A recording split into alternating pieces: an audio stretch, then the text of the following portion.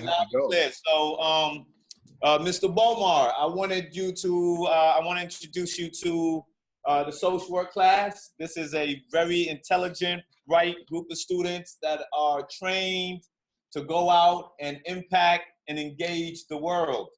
And I did a very poor job introducing you because I felt that if anything, you can, your resume is so extensive. So got a chance to briefly look at the the Spirit Tech website.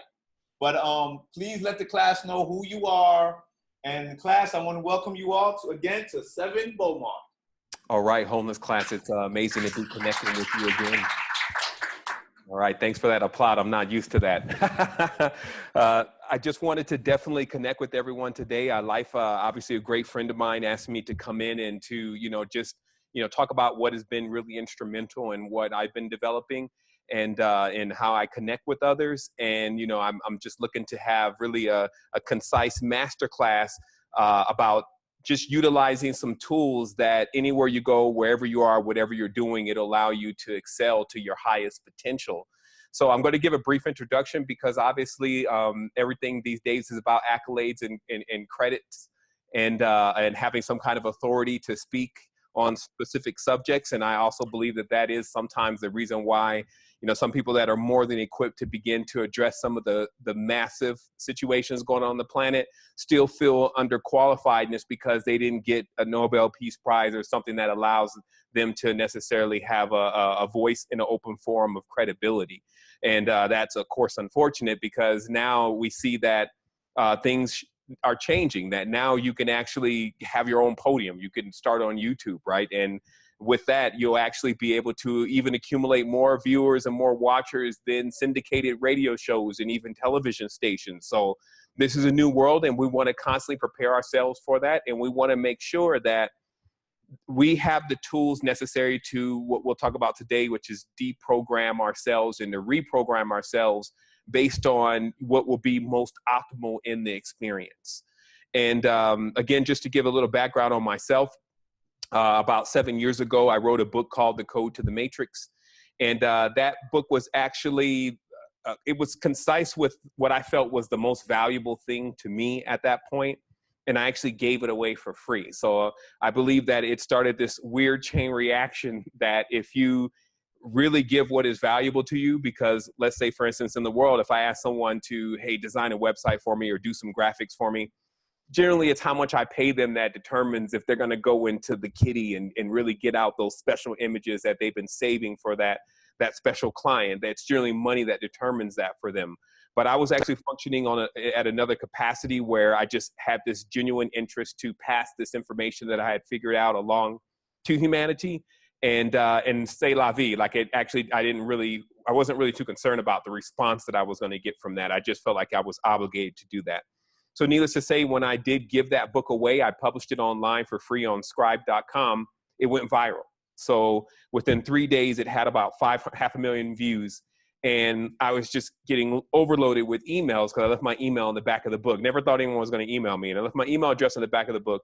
And I was just getting overloaded with emails from people saying, hey, this is not only what I'm experiencing, you seem to know a little bit more. Tell me more about your story. What are you doing now? Where are you? So this started something a while back that we just called The Resistance. The site was resistance2010.com. And the whole theme behind it was to use all of our power and our energy as an open source way of discovering deeper levels of spirituality. Everybody just had in common that they were looking deeper. They wanted a greater connection with all there really is. And they had come to the conclusion that while a lot of the stuff that's out there, it offers, some sort of connection, it's just not vivid enough. And it's just not specific enough. So that's how it launched in that endeavor. And that site grew to approximately 14,000 people before we needed to transition into another site. And not only was it just 14,000 members, there was millions of impressions all over the internet from people who weren't members, but interacted with what we were doing. So something was born that I would say the key to its birth was how I initially came at it. I initially came at it with this idea of giving what is valuable away. Okay. Now in business, they tell you that that's really what it is to create a successful business. You have to find something that has a lot of value for people, and then you implement that into the system. And of course, if it has the value you say it does, then people are going to patronize you.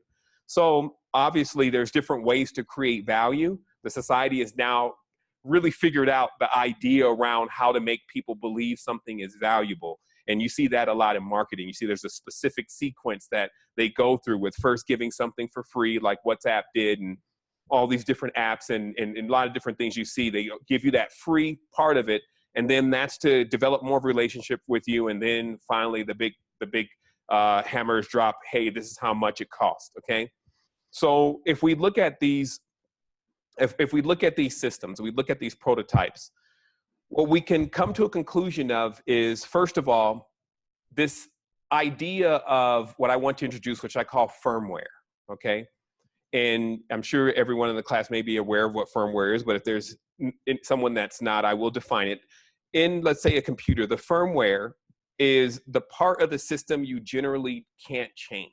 It's generally the part that is responsible for, when you push that power button, getting you all the way into the operating system. Not saying that you can't change it. You can always update your firmware.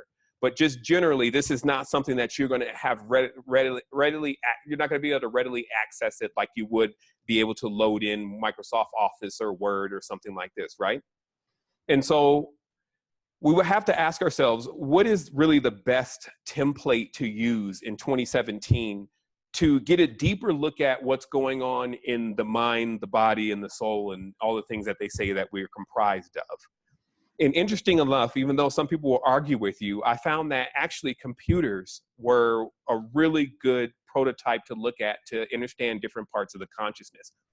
Amazingly, cars are too. In fact, anything that has to work generally contains the components that our human bodies function on. And so if with electronic device, if this thing's got to turn on with a computer, if it's got to compute, then it has to have certain components that we can then map out, like, hey, this is the body's correspondence to that. So the reason why I want to bring that up is that the first question would be, if we function like a computer, then if what I'm saying is true, then what is our software? What is our program? And obviously people would come to the conclusion that our actually our language, right? Because just like you program a computer in a language, you too have also been programmed, predominantly everyone in this class, programmed in a language called English. Now let me show you how first that there's some groundbreaking things that have just been discovered, or maybe have been known for quite a bit of time, but have always remained kind of like on the back burner or hidden from humanity. And unless you kind of get that news flash, then you're never aware of it. Now, of course, I'm building to something here. And that thing is, and I'm doing a share screen really briefly here. That thing is actually the code to language. In fact, that was what my book was called. It was called The Code to the Matrix. And I named it that because at the end of the movie, you know, actually I didn't have that same response that everybody had to the Matrix. Like I think I even kind of fell asleep. I was like working really hard, and you know, I went to see this movie late. I think I maybe was on a date or something, and I kind of like fell asleep towards the end. So I got that whole that jolt of when, you know, it's over and you're like, okay. And then after that, a lot of people kept talking about it all the time. And they were like, yeah, you seen The Matrix? And I was like, yeah, I seen it.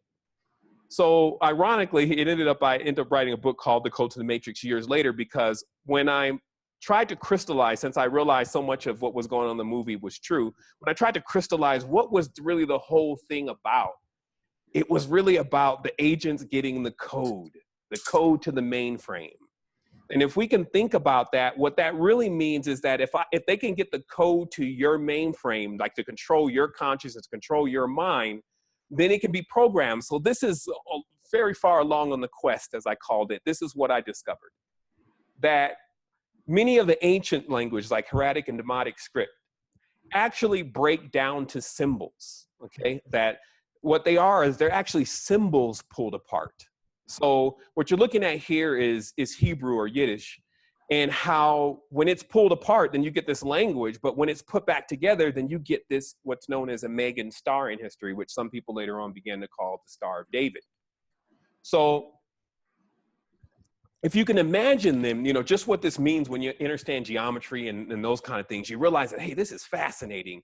But is it an isolated scenario? Is it only Hebrew that actually functions like this? And so I started this huge quest of taking apart languages and figuring out if there was like a pattern here.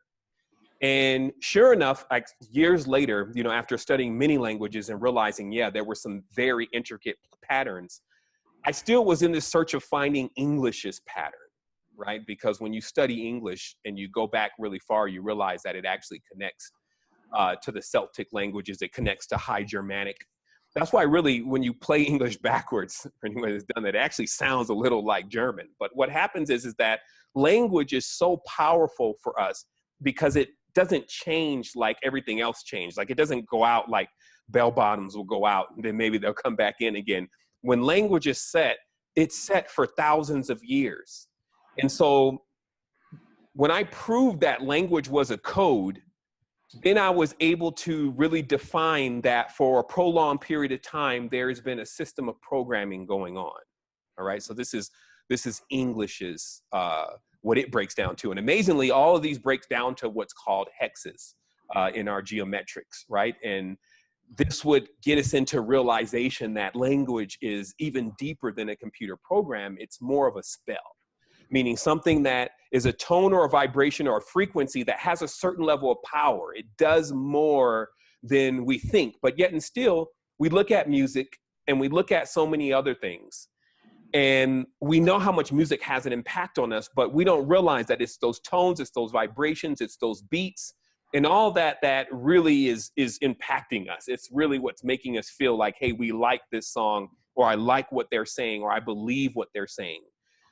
But now we're in a new time, and knowledge there's so much of it, it's basically where people can't even really delve into it and consume it anymore. Google has so much knowledge and information that if you don't just pick something specific, you'll be Googling all night. So imagine a person that never had a library and always wanted one. Now all of a sudden on Google, what you would really see is you would see the person at some point getting exhausted into the realization that, hey, you're never going to know everything.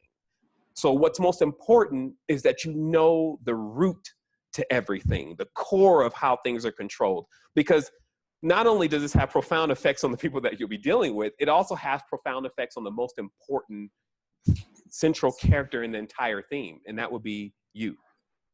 And the reason is because when your eyes close, my eyes don't close. I still see. So generally, maybe when you leave the world or I leave the world, you may remain. I may remain. So there's a lot about us that's still very individual, even though we're constantly working as a collective. And in fact, this is the paradoxical side of the entire thing, and that you'll discover if you ever look deeper into this kind of knowledge that I'm revealing here, is that there's a lot of paradoxes going on. There's a spirit that lives inside of a flesh. There's a day that consists also of night. There's a good that mingles with bad. And what happens is when we function on this, what I would say is a binary code. Is it good? Is it bad? Do I like it? Is it right or is it wrong? What happens is we have to realize one major key important thing, that if I dropped you on another planet, that they were talking a different language and you had a different kind of parents, that and friends and et cetera, your environment, that would control what you think, how you believe, and most importantly, it would control all of your judgments. So this is important because I think there's one scripture that says, hey, judge and ye shall be judged. But since most people spend all of their time in judgment, meaning it's like, okay, I like that person, I don't like that person. In fact, it doesn't even go it goes deeper than just, do we like a person or not? There's a lot of judgments that we make all the time just because that's how we function every day. Like we base things on contrast. We know light because of darkness. We know red because of blue. So we base things on contrast, and that's exactly how the body is wired. But what if a little bit of biohacking, if you may, would open up an entirely new potential, a potential where you would cease to function on this binary code, this good-bad system that's been instilled, and you would start working with more of a trinary code that gives you the access to the extra spatial. Now, I'm going to explain to you why we know that this place exists, or this level of consciousness exists. actually through computers. Because what I'm talking about right now, we need to ground it into something for anyone to even sit around long enough to think that it's plausible, because their mind is hardwired to believe that it's not. So you would have to give them a comparison of what happened just now with the idea of standard computing, like your 48636 processors, all the way from there, all the way to what we're using now, Intel Core processors, et cetera, to now this new jump into quantum machines, right? They call that quantum computing, like Deep Blue, deep thinking machines, right? So when you look at that, if you realize that what I know, which is computers are this template of human beings, albeit quite crude, there's now a new computer that has been introduced that's very much involved in artificial intelligence. And this computer is known as a quantum mainframe. So I'm going to break it down for you. I'm not going to get this into a complex computer course. The biggest difference between a quantum computer and a general binary computer is the quantum computer can now function in a space called quantum, which for us would be trinary. And in that space, they have the ability to be in two places at once. So how a computer functions with generally it needs to be a 0 or a 1. This new computer, it could be in both spaces at the same time. So this does wonders for programming languages. It even allows these computers to decrypt even the strongest encryption being used today in some of the spy industries and those kind of things. That's what they originally built these systems for.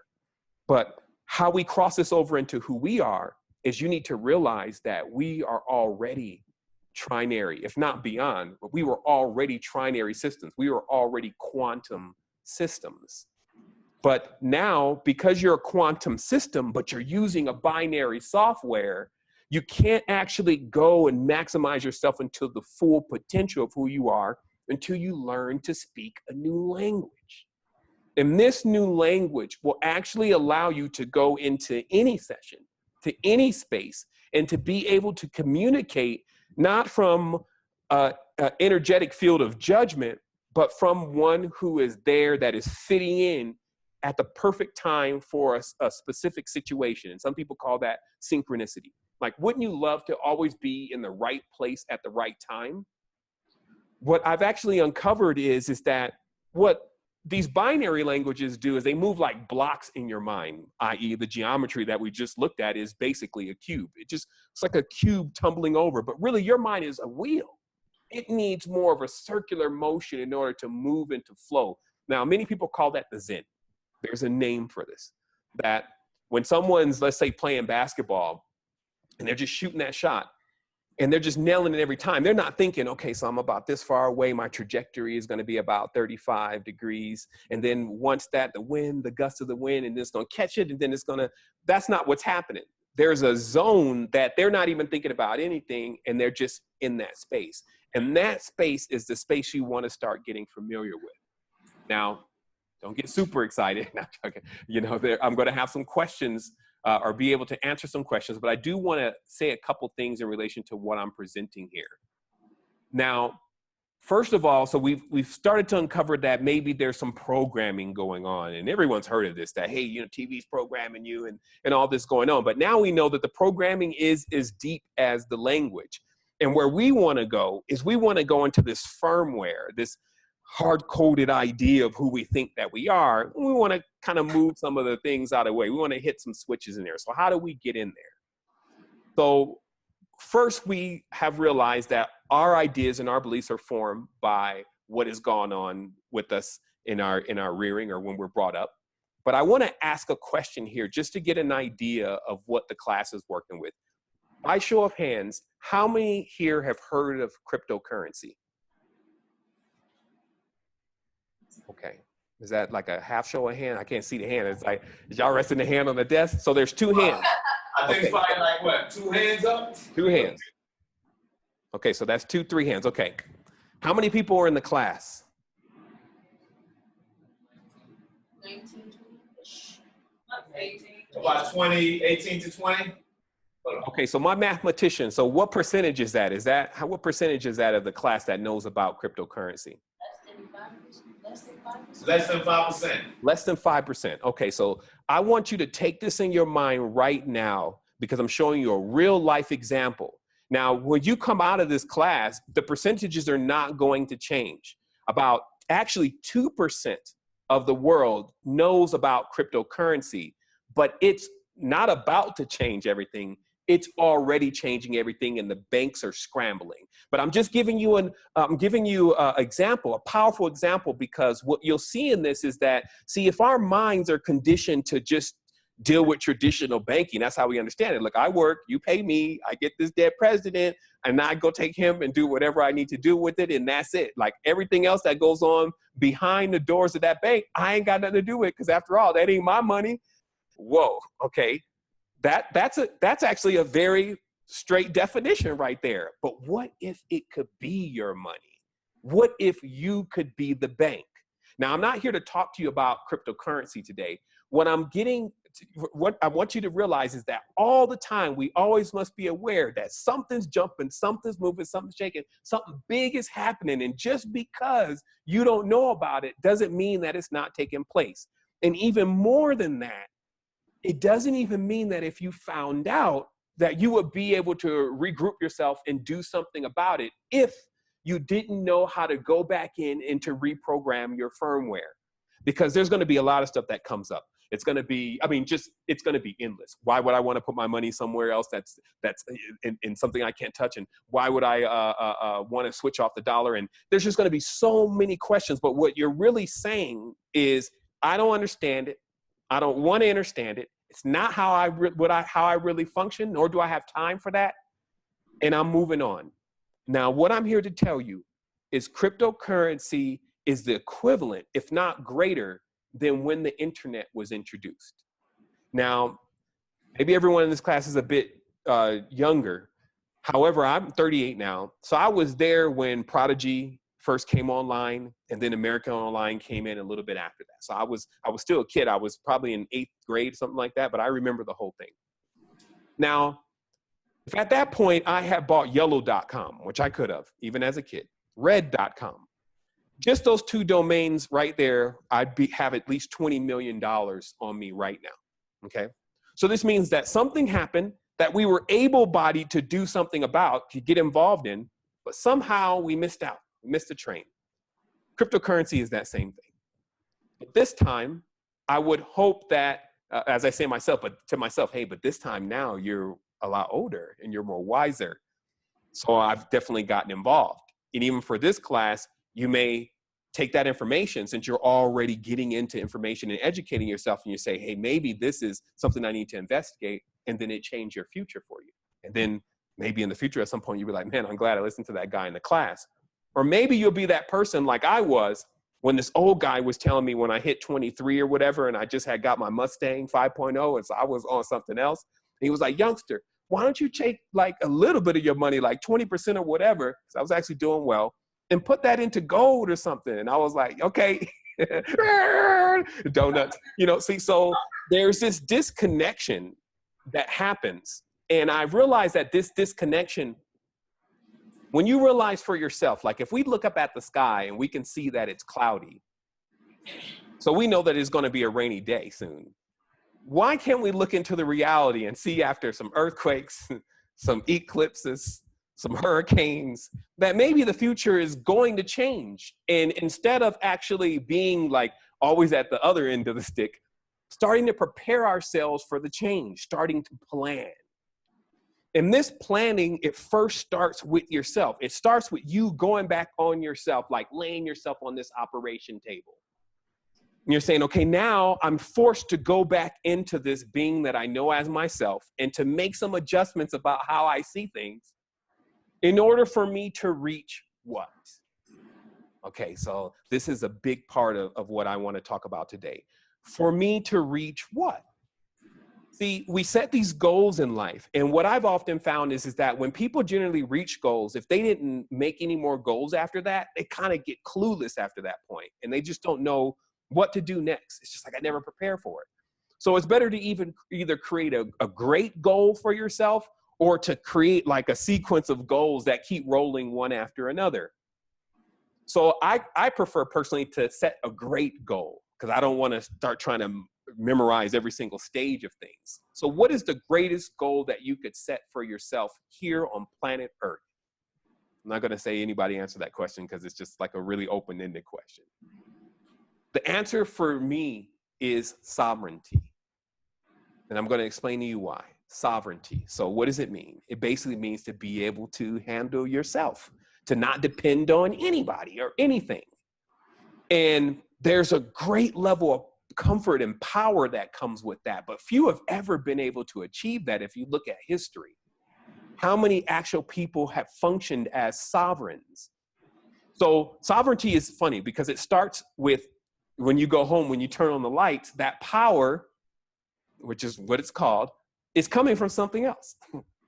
When you turn on the tap, that water is coming from something else. So yes, you're paying for it in this fiat currency, but at the end of the day, if the lights shut off, it's not going to be you that goes back to the backyard and figures out what's stuck into the hydro dam or whatever to turn your power back on. So I'm talking about life goals here.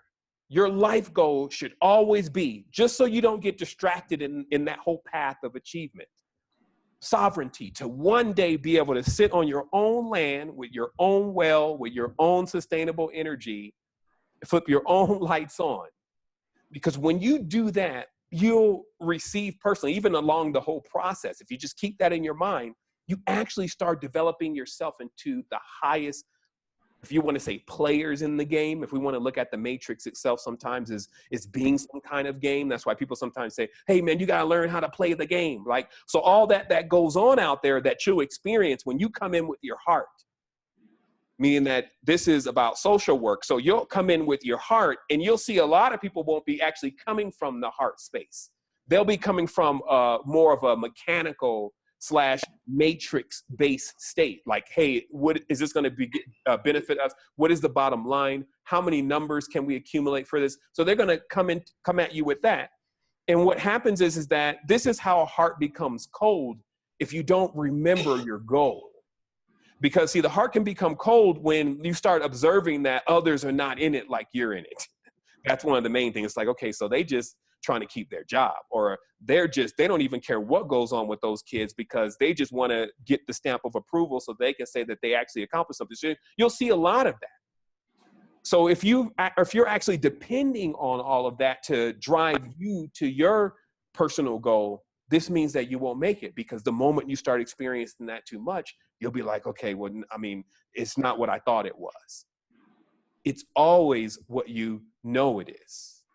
And so the key point here is that you have to realize that you're doing this for your own goals.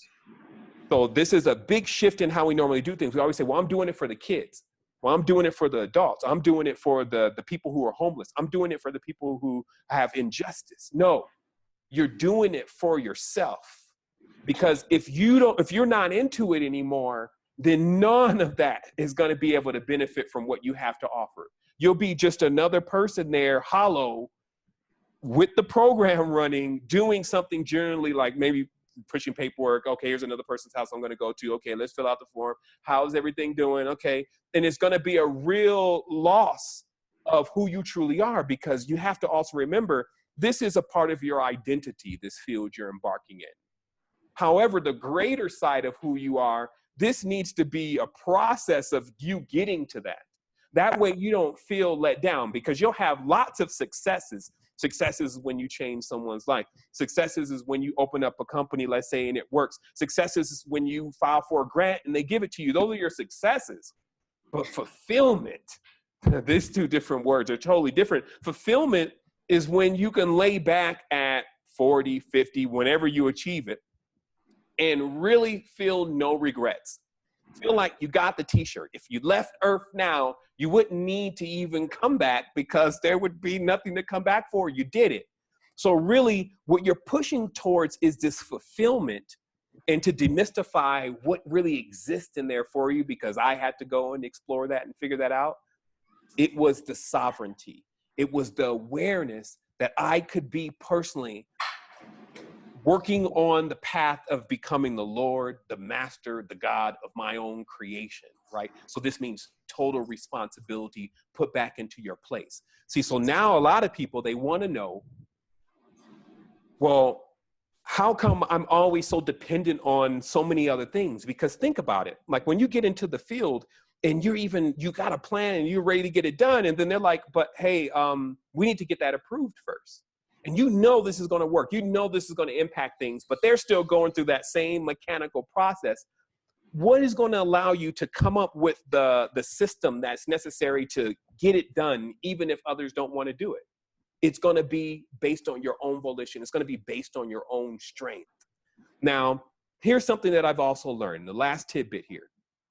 The strongest frequency always wins, okay? So I sit in this lab. I got a lab here actually in the house, and we do all these weird experiments with water, and we study cymatics and stuff like this language. That's even like just a small part of what we really get into, because we really want to understand communication. Communication is antennas. Communication is the ability to read into something that others are not. And if people, or others can't. Now, if people think that that's so far-fetched, you're actually sitting in an institution, and most people are that, believed for a while, or at least the founders of it believed for a while, that there was not even another world that existed, until someone put a few lenses together and showed them that there was a world called the microscopic world, right? And that all these different creatures and animals and insects, and it did wonders, right? But somehow we still get stuck in, let's say, the original definition of the English word school, which comes from the German word Schul, which means to become the accepted thing. So we get stuck in this idea of what's actually accepted, to forget, and we forget that it's the pioneers, the one or the two people. Those are the ones that we're using their computers. We're on their phones. We're on their, let's say hydraulic pumps, whatever. So it's never everybody that's involved in one specific thing that's going to help everyone, okay, or help more people. It's always one or two people. Now, of course, we would want that to change, but we'll take it as it is now. This is what you constantly have to reinforce yourself with when you ever ask yourself the question, why me? How could I change the whole thing? I'm coming from, like, and you give yourself, I did this and that. Someone else is far more qualified. This is how the brain has been wired to think. I mean, you're talking about billions, changing billions of people. I mean, I need a lot of people. No. You only need yourself, and you need that ability to be able to go into self and change some of your hard-coded beliefs and hardcore ideologies so you can become more versatile. So this gets us into realizing that versatility is a big key. So we're going to talk about some hard-coded beliefs in this structure called the world, in order to show how some of these things can actually be resonant within our consciousness. Now, the question is, can someone's proclaimed religious belief disarm you? Okay, I'll read that question again. Can someone's proclaimed religious belief disarm you? Okay, so what I'm saying is, if someone just proclaims to be something, can that then affect how we look at them, how we handle the situation, and who we even believe they are? Of course, the answer is yes. We see it happen all day, where you have politicians that literally say, and we want to, thank God for saving all those lives, and we're going to go drop some bombs on some other lives. I mean, it's just like, okay, well, wait a minute. Where's the mix up here? But it's for certain people that are triggered that way, when they hear, we want to thank God, what that computer in their consciousness, their software says, oh, at least he's God-fearing. I'm on his side. You see, so what happens is there's a lot of these embedded stereotypes that actually don't even mean what they were originally designed to be. And I'm going to give you something to research to prove that. There's a word that's called egregor. Okay, very strange word. You don't even find it anywhere. It's E-G-R-E-G-O-R-E-S, egregors, okay? Now, I found this word like deep into research about what controls people's minds. And what I came up with, to not create a conspiracy, was a system that was being used that allowed our collective energy, anything that we believe in, to begin to manifest in some kind of way or another, and even begin to be used to even interact with us. And I'll give you an explanation of that, a very simple explanation. Let's say Nike, okay? Nike as a company. Now, Nike, if you notice with companies, they have names that mean that you're actually forming some kind of human or ghost or something. Why? They call it a corporation. Everyone knows a corpus means a body, or corp as in a corpse.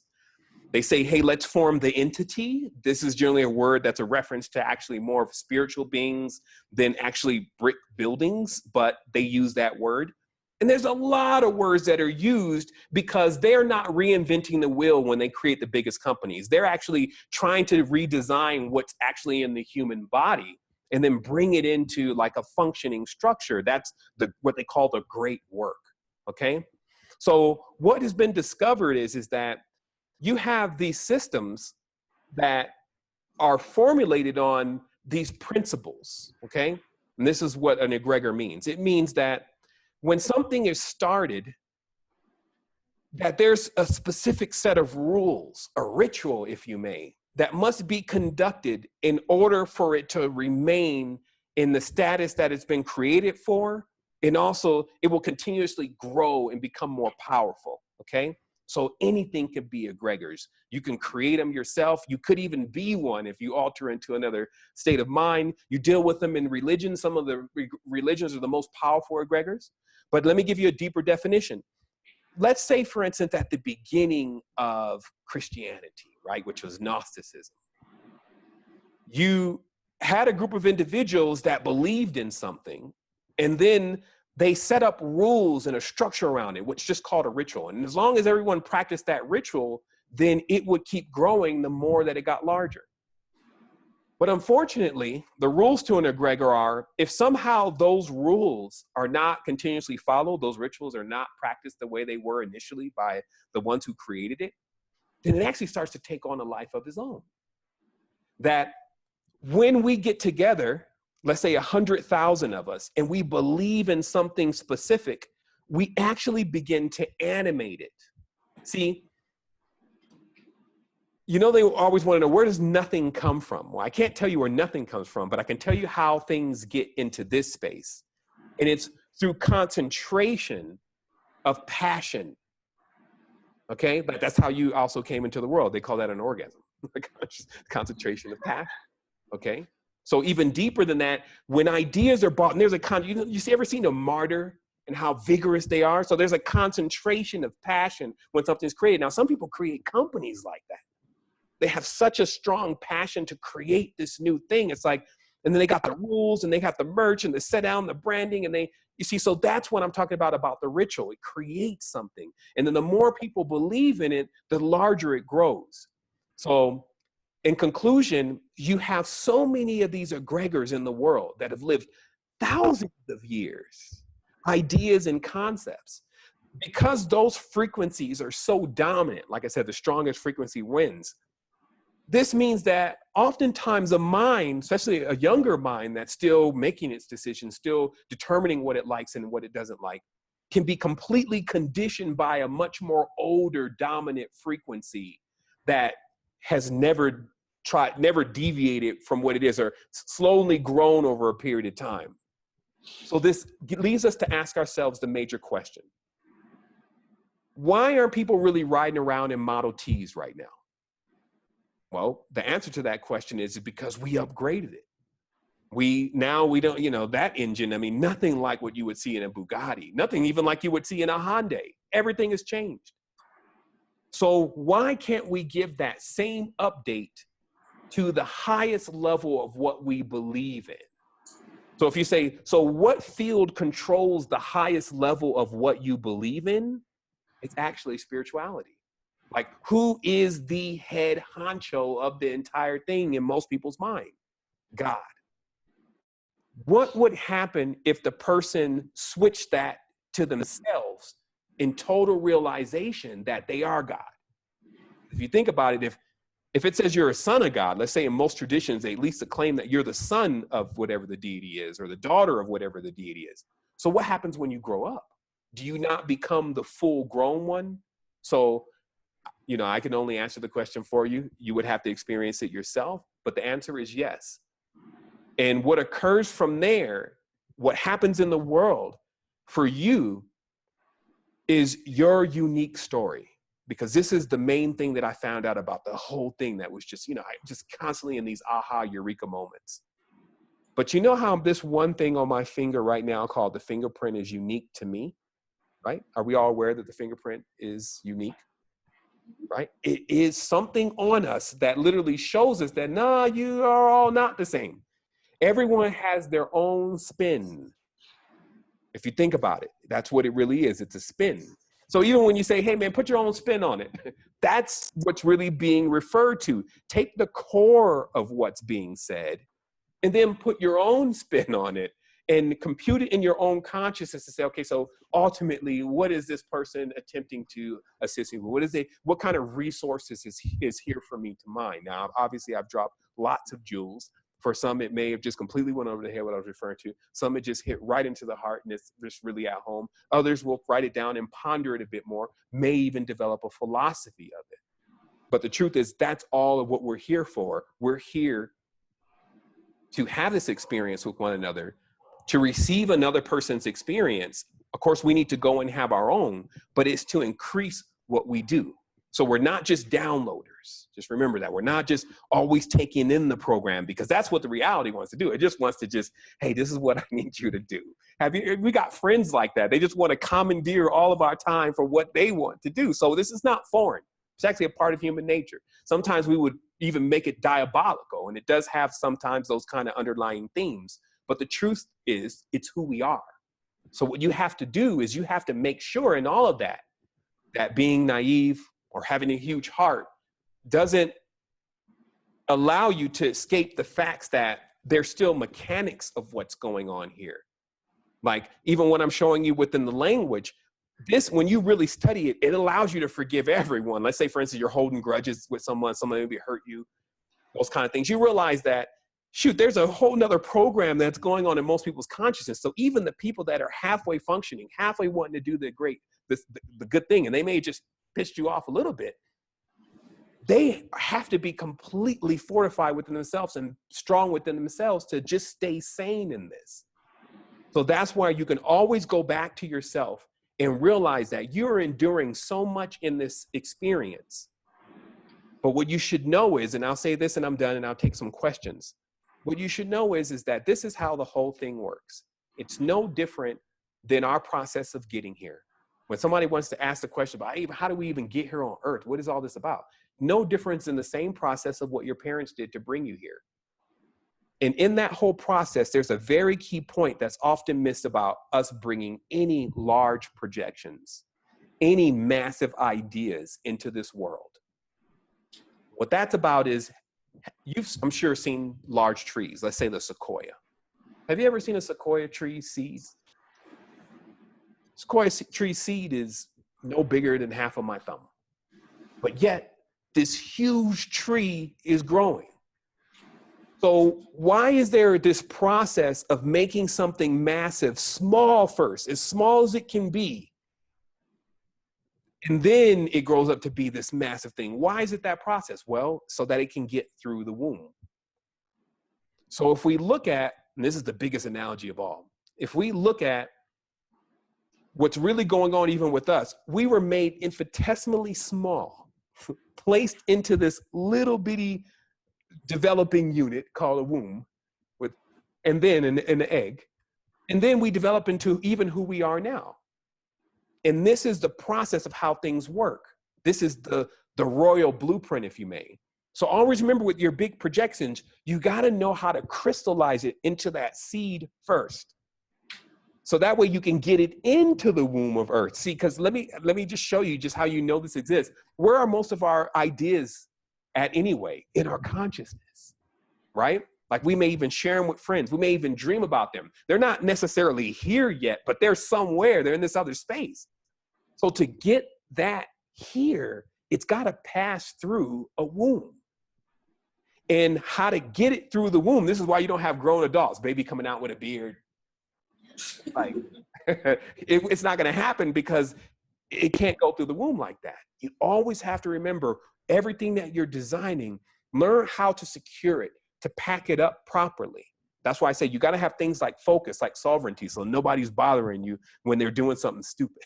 You're just like, shoot, I'm focused here and I'm packaging it up. Okay, bam. And you know the phases, because remember, just because you now packaged it properly, now it's in the womb, it's growing, then it comes out, right? But it's not, when it comes out, it still needs you to help it grow. You got to be able to coax whatever it is that you're creating and developing to that stage of where it's about 18, 19, and you've been the great parent of it. And now it's ready to go on its own. It's now like this grown version of who you are, and it's ready to function on its own.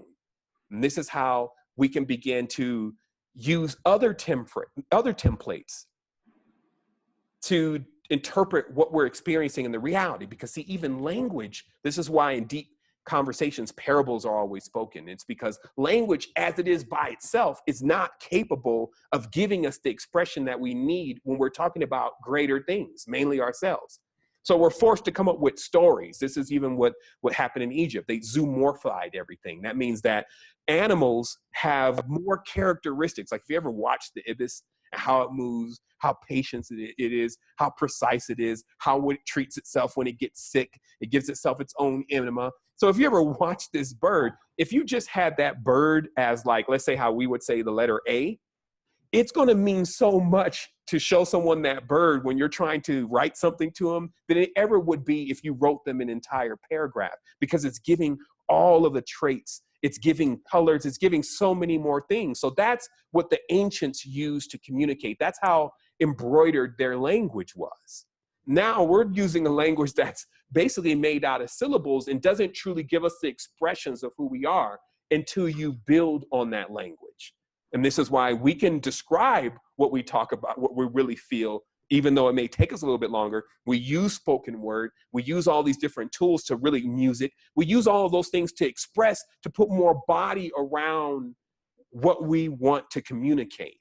So remember, this is something that we do. And the way that you can become more expanded at that is that you start going back into the firmware and saying, hey, is my belief about that formed on my environment and how I've experienced things thus far? If I had a different set of parents and I grew up in a different place, would I actually believe and think that way? So overall, when you're sitting down at night, you're laying there on the bed and you're having that thought, you'll start realizing the power and realizing that you can change everything about yourself. It doesn't mean necessarily that you go and do it necessarily, but the sheer fact of beginning to play around with that, hey, I can change all of this, who I am. This puts you in the most powerful position of versatility. So that way, when you get into a situation, you become more of the chameleon in the situation and not the rule or the boundary or the judgment that starts to hold everything up. So this is how you free up spaces. So I got a question. Go ahead. And I want to open up to the class as well to please have, some questions. When dealing with various different religions, because, we're in a country that, of course, is religious, freedom of religion. And sometimes that can clash or interfere with the way when we have to see clients, when we work with people. Our belief systems don't connect or don't correlate with that of our clients. Now, how are you able to work with thousands of people with thousands of different belief systems and come to a certain conclusion or a common conclusion? Well, there's something that we've developed, and it's actually called Unified. It's off of just the realization that since everyone is unique, that we actually need that person.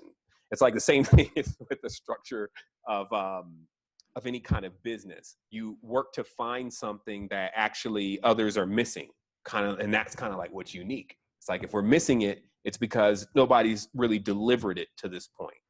So it's the same thing as when you get into any kind of scenario, and that's actually why I really began the entire conversation and presented the conversation about deprogramming, because there's nothing directly. There's always going to be something that doesn't vibe with what you like to do.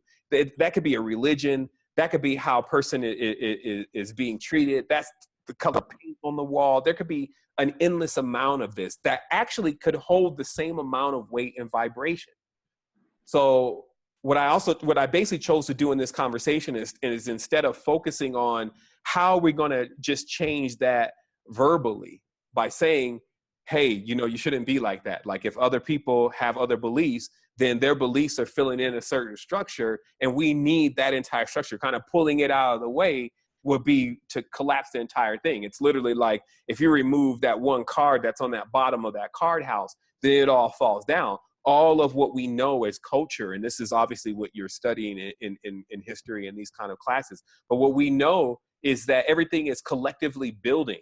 Like I would trust that others weren't still in a stagnant state of mind of believing that, all of these different traditions and religions aren't all really founded on the same principles, if not even the same mentioned deities. What I would encourage, meaning the Abrahamic tradition, even if it's Ab the Brahmin in India and his wife Saraswati, or if it's Abraham in the Christian tradition and his wife Sarah. So all these religions, if you truly study them, they're all unified, but they're also unified in a divisive way, meaning that obviously even the difference between, and this is what I was saying about egregors, that it's not even bearing a resemblance to what it was in the beginning. Because if you understand the principles of any of the pioneers, or let's say the messiahs of those traditions, they all spoke of things that are nowhere near close to really what people are doing now, yet they make themselves believe that they are. So the biggest thing then would just be honest with yourself and to see, hey, is what I'm doing who I truly am, or is it a limitation of who I really am? Now, don't get me wrong. Everything is a step on a ladder. You can't compute calculus if you don't know basic mathematics. So we're not discarding, because that creates conflict. You're not discarding someone else's beliefs and someone else's tradition and just saying that, off with it, it has no value. We understand it as a piece in the foundation that a person's used, and then they're working to get to that next level. Now, here's what I will always introduce to anyone who's complaining about what someone else is doing. Do they have a better solution, and have you been able to present that to them? Because what you'll find is that most people in the world, like, they are in a comfort zone. This is how we all deal with things. If I just know that, hey, this religion, since nobody knows about death, may have some answers for me after that, then I may just stick with this. I'm not going to jump off into something that doesn't have any answers for me at all. So nobody has created that safe space to say, actually, there is a new vista out here where you can study other things about how your body accumulates power and what was really meant in these particular scriptures. So there's another level to it. And at the end of the day, that actually has a lot more to do with intentions than anything else. Meaning that if we are joining up to anything just to sit on the bench or just to listen and be dictated to, then we're always going to be in the wrong space. That's basically, our consciousness is working to push us to a level to where we begin to actually be grown up, the mentors, introducing things like newer systems of belief, right? But more of a system of knowing, forget belief, more graduated structures of education. So also what I will always advise is if there is a spiritual conflict going on internally, like let's say, for instance, you have maybe a spiritual conflict with your boyfriend or your mother. A lot of times what you really want to see from them can happen with changes in their diet. And what's happening is you may just be harping on the one area that you feel they're most vulnerable to and that you have the most power in. And this is what we always have to examine about ourselves, is that actually, if you really want to see mom do better, if you really want to see your boyfriend have a heart and a belief in his soul, it would probably start more with his diet than it would with him adapting to some kind of idea in his mind. And that's the most interesting part. We find changes within ourselves when we change actually our bodies, not so much as our minds. So when we want to get to the root of the thing, like let's say, for instance, and I'll give a great example. Obviously, I'm in Costa Rica. There's a lot of whitewater kayaking and that kind of thing. And so I went one time, and it was just after the Paris bombings, right? There were some Arab guys in the boat. There was some Caucasian ladies, I believe, actually from France, if I wasn't mistaken. there was me and a couple of my friends. So I actually thought that this was quite interesting, you know, as I got on this, you know, raft to see where this was really going to go. By the time we hit mid-river, we were all working together, because, and especially in the conditions we're in, if you're not working together, somebody's going to die or somebody's going to get hurt. Somebody's going to fall off a kayak, hit a rock. Something's going to happen. So you saw how all of that programming and belief, et cetera, quickly dissipated when we worked with our motor skills and there was really something for us to accomplish as an objective. So what I find a lot of, let's say, judgments and prejudices that we've adapted, what I find is how we've attracted so much of that is just by being idle, just by not really having a plan or having a goal. Because when you have a plan and have a goal, especially if it's a big one, you're willing to take as much assistance, whether that's even coming through experience in your interactions with others. You're willing to take as much assistance as possible. And you're always looking to peer through another lens. See, for me to put myself behind the eyes of someone else that believes certain things, it puts me in the adaptability to see also what's going on around them, right? It's because I talk about how environment controls all this. So I'm like, okay, I can see how they believe in that. If everybody in a 100-mile radius believes in that same thing, if you don't believe in that, then you're clearly an outcast. I mean, they're facing more about changing their decision than we will be facing with a lot of the decisions that we need to be making. So what I'm saying is that that's where compassion comes in. Compassion is basically having the ability to sit down and navigate. That's why compass is there, to navigate through what you're dealing with. And that's why compassion always has to do with like what you experience with your mother, let's say, and with people who just have a genuine care for what's going on, even if they're risking themselves. See, a mother has a lot of compassion because if you ever remember when you got sick, you know, she's in there and she's not thinking, I don't want to get sick. No, she's all in there, even if she gets sick, because that's where compassion kicks in. So compassion just basically says, hey, before I judge, before I slam my gavel down, let me get the whole picture. And that's always why they say what makes a good judge, right? Like the judge is hearing both sides. You know, he's got an extra set of counsel that's also peering at it from another angle. So before we can judge, then we must look at the whole thing. Now, don't get me wrong. I remember, you know, especially as a Gnostic, thinking that early in Gnosticism that Buddhism was an idol worshiping religion. Because according to my knowledge about spirituality at that point, anybody who had some kind of statue of anybody in front of them, that's what they were. Now, anyone who really understands Buddhism says, man, what a weird limitation that person put in the mind of has put in their mind, okay? Because when you study it, you realize that actually there's a lot more to this. And the last thing that what Buddha remains is just like a favorite CD that you have or something that you're still keeping around to remind you that, hey, that's the thing I like. And we all have that around us. So you see, it's just a part of our growth is what I'm saying. We need to learn, and many have already, how to continuously grow and keep growing and not remain stagnant. And this is what I'm saying is the key. Religion, or how we treat religion, how we treat prejudice, how we treat those, it could be anything. We have to constantly go back in our mind, if we choose to expand, and say, hey, you're doing it again. Simple tests with yourself. How long can I go before I don't have a problem or talk about anybody in my mind? Simple tests that you run on yourself. And the interesting thing is the benefits. Remember, this is a reward-based system. This is not, if you don't do it, then you're burned forever. This is not that kind of story. It's when you start practicing these principles of keeping yourself versatile in the flow, you create what we began to discover was unlimited bandwidth.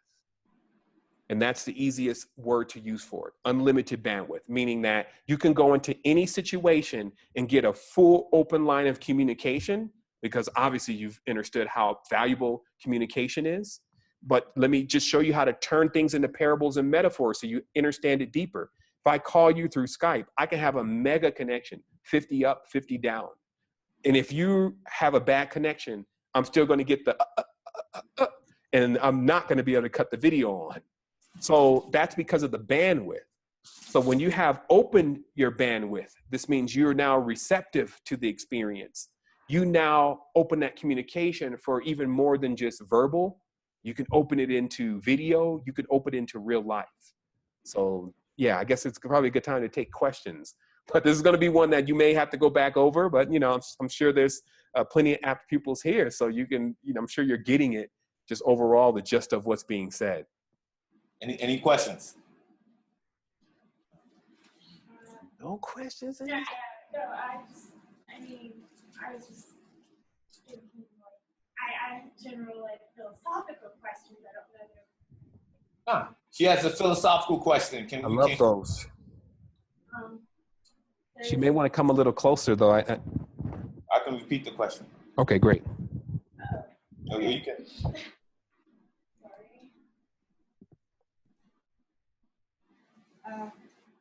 Hi. Hey. Yeah. I was wondering if you agreed with,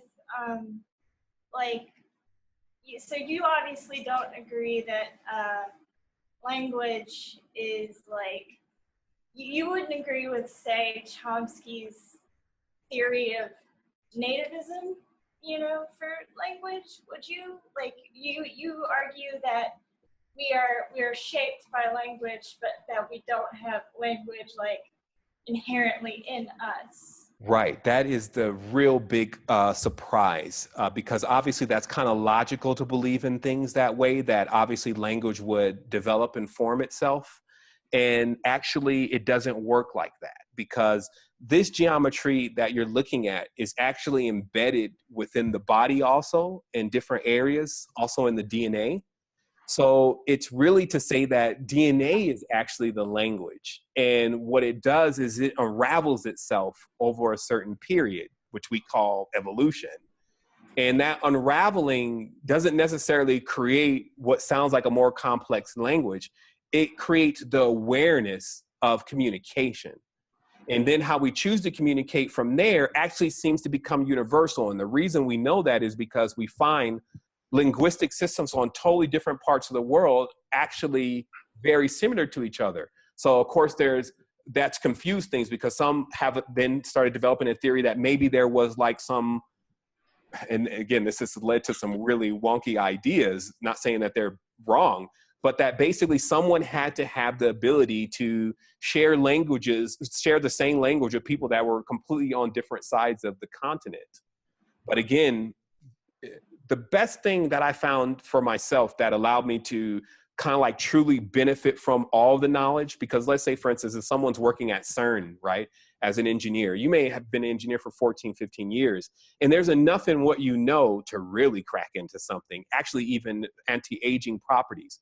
But what prevents that person from ever realizing they have the knowledge in their mind to do that? It's generally what's called compartmentalization. So compartmentalization, what it does is, it just basically doesn't allow us to access and use the rest of the knowledge that's in our minds. So to get out of that whole compartmentalization is just to really to start looking into stuff like this and accepting that there's another form of communication that we can use. Would you also agree that people compartmentalize spiritually by limiting themselves to one, say, doctrine, faith, or even a sect of a certain faith? Most definitely, you know, and this is not saying it in the negative way. I don't have to say it in a negative or positive way. It's something that we can actually study and then see the results of. Ultimately, anything can do that, though. Like, let's say, for instance, even the New Age religion, let's say New Age tradition, is supposed to be more expansive. But I've actually found people kind of stuck in the whole New Age thing. And so what it really is it's actually a way of being, that we can get to a point where we can constantly want to grow and realize this new level and know that it's already there. And the proof that we have of that is, you know, there's so many things, just basically looking at the sheer complexity and things like the anatomy of our bodies. So we know there's an intelligent design, but we also feel like that design is deluding us or eluding us, like that we can't figure it out. And that subconsciously bleeds over into us not being able to figure out ourselves. And so what I work with, and I would trust any elder, like let's say in the ancient culture, what they're doing is they're working to bring out your uniqueness. And so let me just give you a very brief example of how things are supposed to function from what we witnessed in the most thriving cultures. that the elders are the ones that will learn, the one that had the experience. They were just trying to coax you into unlocking your uniqueness. We know some people can sing, some people can, there's different people that do different things, but what's most important is the person who can bring that out of them, right? So there's also another benefit in being that person, because we deal in a reality right now. It's like, okay, if I know that you can be amazingly, even more incredible than what you are because of things that I've discovered, what often gets in the middle of all of that is that, but what is my benefit in actually bestowing that upon you, right? And that's kind of the reality. It's like, okay, you got master thinkers, and that's why they even do master classes, but it's almost like, what is their real benefit in teaching you what they know? And most of the time it has to be just money. So when you open that up just a bit and you say, hey, the benefit actually is if we unlock this person, if we bring out their uniqueness, what they'll bring is something that we didn't have. And there's enough excitement in that when you realize, when you're working in a collective, to want to coax people to bring that uniqueness out. So you see self-actualization as an expression, the ultimate expression of individuality? Well, what you're doing is you're breaching basically the stage of the paradox. See, because we're living in a big small. We're living in a night day. What happens with the mind? Like, I can show you where the mind ends. Where does nothing come from? You see, and this is what actually is going on in mathematics. If you understand etymology, mathematics is actually coming from the root of the Tibetan word ma'at, which means truth. Because obviously if 2 + 2 is always going to be 4. So using a code that's always going to equate to truth. So what's happening is that we can just get to this point. Now I'll cut this short as possible just to not, waste much time. What I'm working on explaining to you is that we are at the dawn of an entirely new time. But we're also seeing time as linear. We're not seeing time as something that we create the moment for. Like when the dawn happens, it's when you start becoming aware, not when everything else becomes aware around you. And if you can just notice what you do in your dreams alone. Do you have dreams? Okay, so you have dreams. So you have this system inside of your head that literally projects light, pictures, immerses you into a world, and you even believe for a while at night that that's even you. And maybe it is. But yet you're living in a world that has so little research on how is that even possible. It's comical.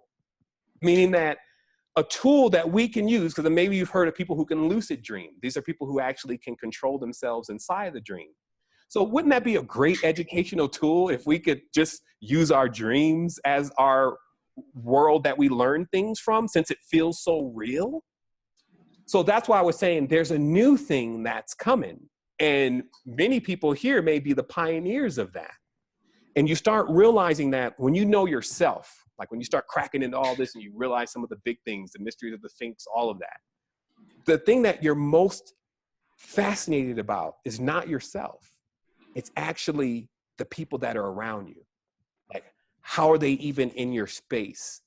And this actually, that's what creates synchronicity. So it's a whole new way of looking at things. Instead of looking at it linear, it's like you're on the end of the timeline and you're watching it from there. You've already reverse engineered the entire thing. And you're looking back and you're saying, if I put myself into this position, then it will allow me to be not only the catalyst for others, but the chain reaction to the entire thing changing. But why would that be possible? And it's because, just like you're seeing in the dream, it's all selective to you. And this is that's where the brain fries, because it's working binary. So it's like, well, if it was my world, well, what about her? And what about him? And what about my mom? Surely they're real people. And the truth is that's the wonders of the trinary code. It's quantum. It's where we can all be in different spaces and even each other's spaces, and then have our own space. And in English, in communication, this creates a paradox. So we're like, well, it's got to come from somewhere, but our sheer existence proves no, it doesn't. It actually comes from nothing. And our ability to compute that, try to put that in language, try to put it into a box, to give it any kind of dimensions, which are kind of like, this is the dimension we're living on, to try to measure it is impossible. So this is what we're talking about. The last thing that you should realize here is why we are really limitless. This is what it means. It means that there's a part of you that can't be defined. It can't actually be put into a mathematical equation. It can't actually be measured. It can't be even given a vector or a latitude and a longitude of where exactly it is.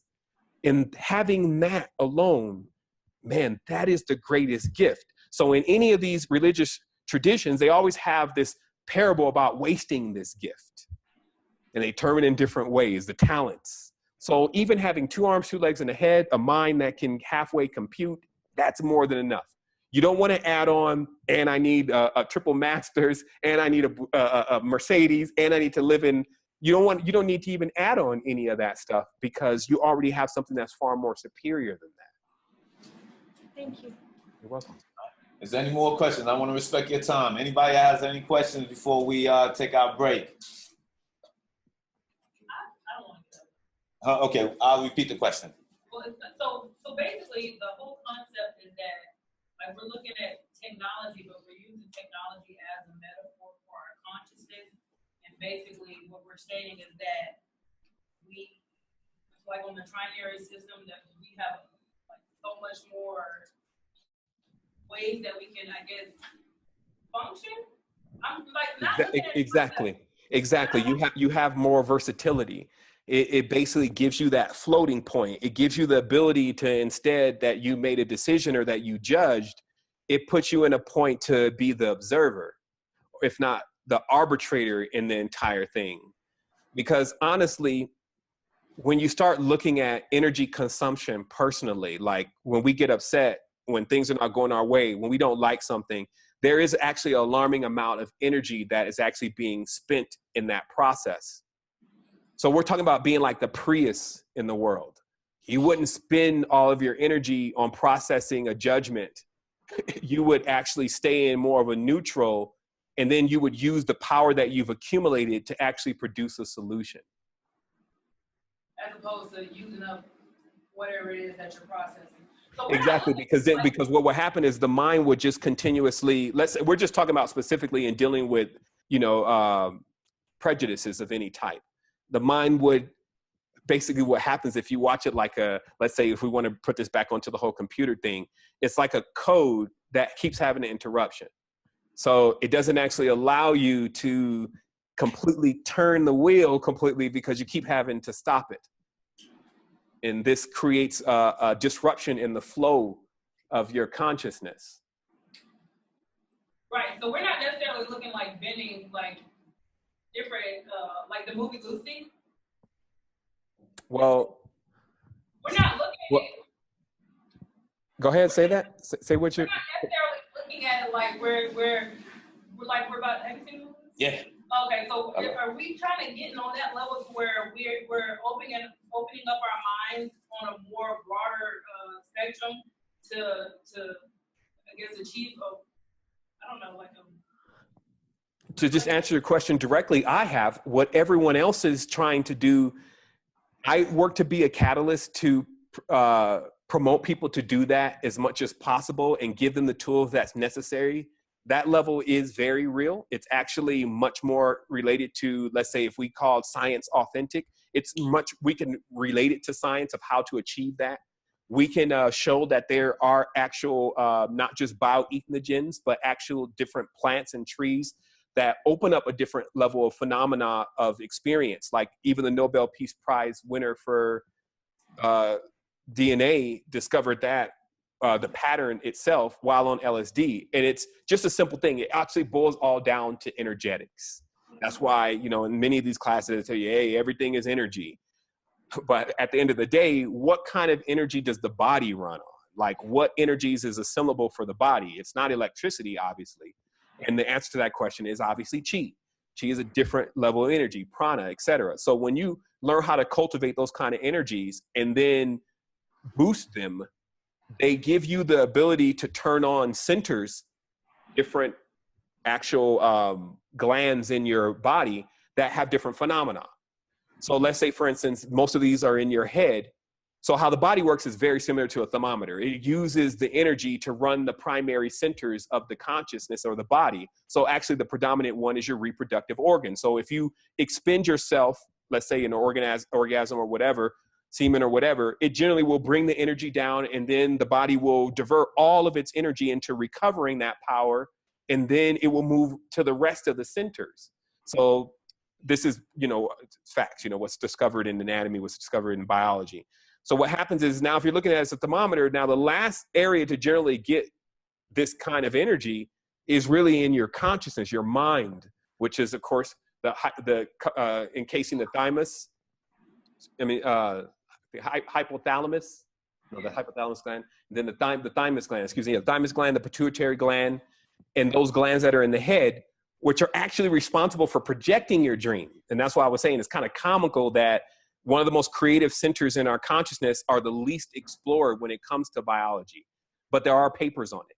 So what causes the dream is the pituitary gland begins to function, and it works along with the thymus gland, and it literally has this light system, same thing that you would see in like those glowing octopus, that kind of light system that it has that it can use inside. And that's why people see that kind of phenomenon when they get on certain substances. But to make a long story short, all of those faculties that are actually in this region are generally the last ones to get energy, because generally the body is diverting all the energy into the lower areas of the body, mainly the reproduction. We're hardwired to focus more of our energy there. So generally any spiritual practices, even Christianity and their celibacy, obviously Buddhism, monkism, all these religions try to solve that solution by just cutting out sex altogether. But that actually doesn't do it. The ancient traditions show that there needs to be a cycling of that energy. So in conclusion, we don't send much energy into the higher regions of our head to activate other parts of our consciousness because we don't use them. And there's other parts of the body also that, because we're not using, it's just gone more of into a dormant phase. And so this is why things like even virtual reality, these kind of things, it works with the frontal lobe. It does different things about how the person perceives reality after that. And there's just basically only studies going on right now what the full ramifications are going to be because of that. All right. Any other questions? I definitely want to respect your time. Again, I appreciate you taking the time out. Oh, I'm good, brother. You know me. I know you in Puerto Vida, man. I know you in a different country. And, just the whole idea of, oppression, because this is something this class focused on: power, oppression, and the role of religion, the role of, discrimination, and how we reclaim our power. How do you reclaim your power to move effectively and make an impact on the world? So this is a lot of what the class is focused on. So, any last, before we close it, if anybody has any questions, because I know you guys probably got to use the bathroom, you want to take a break. They probably want to take a break in a second, but any last closing words you want to share on that? Oppression, power. Well, first and foremost, if anyone wants to reach out, they can always reach out if they have any questions they may have forgot during this class, or they didn't feel like it was the right session to ask those questions. The only reason why I speak on such a high level of awareness and ability is because we're actually going into more of an era that's really demanding that you have that kind of access to your potential in order to find solutions. See, the ability of quantum is that it takes the time that would normally be necessary, let's say 3 years, 4 years to accomplish something, and it squashes it into like a couple of months. So this is why you would want to adapt that kind of way of functioning, because you may come into situations and you will feel like it's already too far gone. It's too late. Like nobody's going to be able to. This is kind of how most people look at the world right now. They're like, it's too late. Like nobody's going to be able to change this. It's like in a tailspin. Like look what's happened to the kids. But they don't realize that actually what's also occurring simultaneously is this quantum awareness, which is why we have Googles, why we have Facebooks, why we have this conversation that we're having right now in a totally untraditional setting. And it's because the more that the demand is happening for a change, the more the quantum field is configuring itself to come up with a massive implementation and make that change. Because ultimately, it's in our instincts. We want to survive, okay? And that's the biggest thing that I can explain to everyone here, is that it's in our instinct, a wiring for survival. So once this adaptation begins to take place with the connection to self more, then this is going to simultaneously kick off, and has already done so, this selflessness that actually people realize is the highest form of selfishness. And so they're going to see the paradox. They're going to see how all of it connects, that how AI at the end goes to singularity, which is going to make people aware of their own consciousness. And so it's all like, it's basically a bait and switch process. And this is why I would look then back at the code, because at the end of the day, I'll say this and I'm done. What I started noticing is it was basically going backwards. And this will really boil your mind for a while. But look at the word, backwards. The words are backwards. That literally the direction of the way the language is moving in was actually governing the direction that we thought we're moving in. And that once we let go of that kind of way of processing things, we pull ourselves out of time. Then we give ourselves more space. So you just know. That's where the knowing comes in. You know that you're going to be able to handle this. There's so much confidence that happens. You realize that you've been called in. You're the one. It's not going to happen on your watch. This is all about you. So you see how that selfishness, it's all about you. You got to get yourself together, get yourself adapted and equipped to be able to deal with anything, creates this high level of selflessness, because when you go into any situation, you're going to really be able to do something there that others would have been like, well, how are they just going to come along and change things? And the thing is you didn't just come along. Like, it's been a process. And that's what I would tell everyone here is this is a process. And I've just started a chain reaction today about thinking, because we do it a lot, but just something to put in the old noggin, especially before you go to sleep. And just think about some of these deeper things, and it'll start you already know. And I won't even get into the all-knowing conversation today, but actually it's already encoded in who you are. You just got to extract it. So you're basically mining yourself for the gold. And so that's your thoughts, your ideas, your children, everything that you can produce here. So that's it. That was it. That was in, I swear. He was like, man, I would not like to be in that guy's class. Like, No, so here's the question. I mean, we had the people to take a small break, but a website, how can somebody get a hold of you if they want to hear more, learn more, engage more? What would be the best website or the best way for you to contact? For them to contact you? Book, like just direct contact. Yeah, hold on. And it's just because, yeah, a lot of the websites are, obviously direct. Hold on. Okay. Hold on. Sound. But something is happening with, let's try this again. Okay, well, I could just tell you right now. I mean, obviously, I know everyone is ready to take a break, but the easiest way. Go ahead. Okay, so the easiest way to contact me directly would be through Facebook. And that's facebook.com/Innerstand. That's INNERSTAND. And yeah, and all the websites, obviously they're designed for what they're related to. Secret Energy is the main website. And then there's another website that we decided to open up, which was just to offer a form of employment. And now we actually have 1,200 employees, which is amazing, because all these people come from, different walks of life. And, some start with, it's just like, there's no real prerequisite. So we just teach people from where they are. If they can read the site, we can take them from there. And that's SpiritTechs, SpiritTechs. And that's .com. I'll have the websites up. Okay. I'll put the websites up for those who don't. Okay, great. And that's it. So, and predominantly we're working on creating devices. Are you on Instagram? Are you on the gram? Yeah, of course I'm on the gram. Wait. No, I'm on Instagram as AstralQuest. That's STRAL Quest, QUEST, all one word. Okay. Yeah. I'll make sure I get that information out to everyone. Again, on a behalf of the class, did y'all feel like y'all gained something from this, or this is a waste of your time, or what?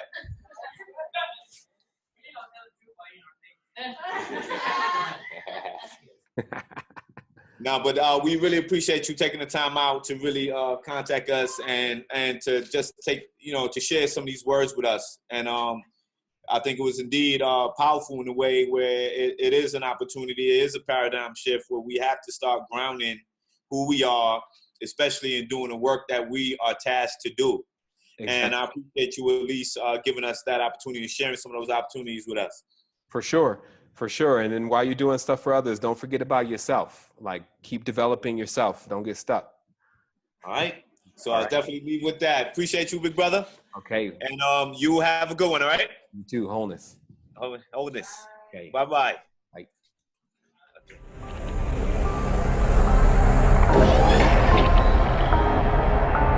Ladies and gentlemen,